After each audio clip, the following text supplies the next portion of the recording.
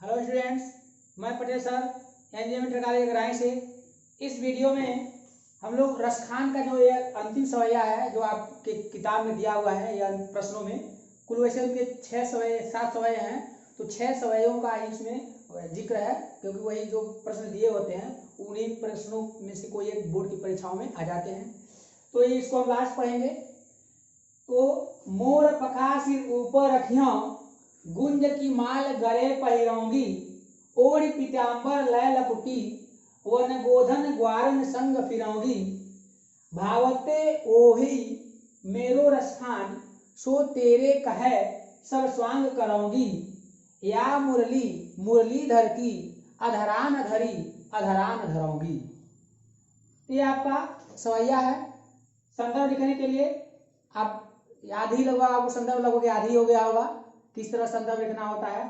तो संदर्भ इस तरह लिखते हैं कि प्रस्तुत पदांश हमारे हिंदी पाठ्य पुस्तक के काव्य खंड में संकलित सवये नामक शीर्षक से लिया गया है। इसके रचयिता रसखान जी हैं, जो इनके द्वारा रचित सुजान रसखान नामक ग्रंथ से उद्धृत है या लिया गया है। ये आपका संदर्भ हो गया। प्रसंग में लिखेंगे कि प्रस्तुत सवये में गोपियां कृष्ण के विरह में व्याकुल हैं और वह आपस में कृष्ण का अभिनय करने का विचार कर रही हैं, जिसका वर्णन इसमें किया गया है। व्याख्या है, देखिए। मोर पखा सिर ऊपर रखियों, तो गोपियां जो हैं आपस में कहती है, गोपी कहती है कि मैं मोर पखा मोर के पंखों से बने हुए मुकुट को सिर ऊपर रखियों, अपने सिर पर धारण करूंगी, गुंज की माल गले पहिरूंगी, और गुंज की माल गुंजों की माला से बनी हुई माला अपने गले में धारण करूंगी या पहनूंगी। पहिरूंगी मतलब पहनूंगी। ओढ़ पीताम्बर, ओढ़ माने ओढ़कर, पीताम्बर माने पीला वस्त्र, मैं पीला वस्त्र ओढ़ लूंगी, पहन लूंगी। लय लकुटी, लय माने हाथ में, लय माने लेना और लकुटी में लकड़ी, और हाथों में लकड़ी लेकर के वन गोधन ग्वारन संग फिरौंगी, मैं कृष्ण का रूप धारण करके, कृष्ण का स्वांग धारण करके, गोधन में गायों के साथ, ग्वारन संग फिरौंगी, ग्वाल बालों के साथ मैं वन में घूमती फिरौंगी। भावतो ओही मेरो रसखान, गोपियां कह रही हैं कि जो जो भावतों में अच्छे लगते हैं, भावतों में अच्छे लगते थे किनको, उनको, कृष्ण को, जो भी कृष्ण को अच्छे लगते थे वह सब मैं करूंगी, जो जो स्वांग कृष्ण को अच्छे लगते थे मैं वह सब नाटक अभिनय करूंगी। सो तेरे कहे सब स्वांग करूंगी, गोपियों से कह रही है, हे गोपियों, हे सखियों, जो तुम कहोगी वह सब मैं करूंगी, जो कृष्ण को अच्छे लगते थे, सारे नाटक, स्वांग में नाटक अभिनय सब मैं करूंगी। लेकिन या मुरली मुरलीधर की, मुरली माने यहाँ बांसुरी होता है, यहाँ देखिए मुरलीधर, मुरलीधर माने मुरली को धारण करने वाले अर्थात कृष्ण। तो या मुरली, इस बांसुरी को कृष्ण की, या मुरलीधर की इस कृष्ण की बांसुरी को अधरान धरी अधरान अधरान धरी अधरान धरौंगी, इस बांसुरी को जो कृष्ण अपने ओठों पर रखते थे मैं उसको अपने ओठों पर नहीं धारण करूंगी। अब इसका व्याख्या देख लीजिए। तो गोपियां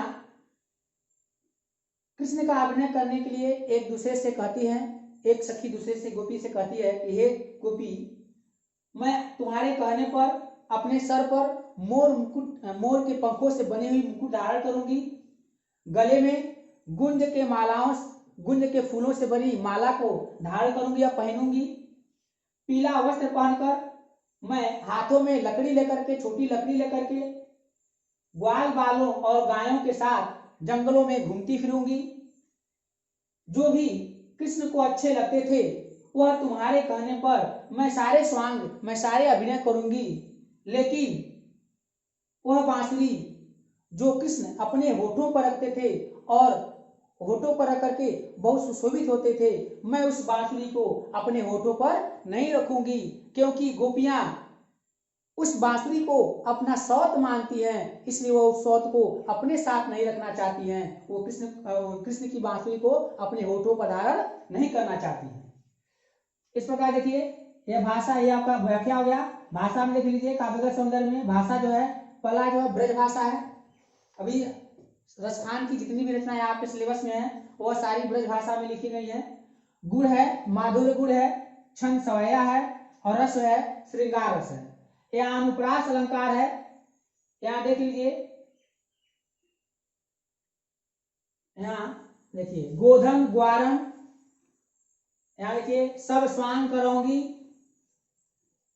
तो वहां पर लय लकुटी लय ल, यहाँ वर्ड हुआ हुआ है, आवृत्ति हुई है, तो वहां पर अनुप्रास अलंकार है।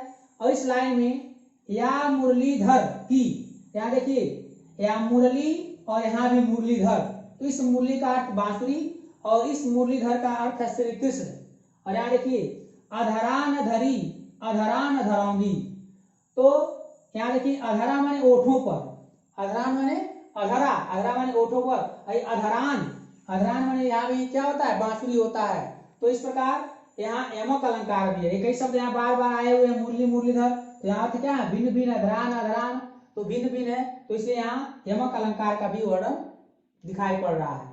तो इसमें अनुप्रास अलंकार भी है, यमक अलंकार है। इस प्रकार यह आपका जो है रसखान का जो तीसरा चैप्टर है यह खत्म हो गया।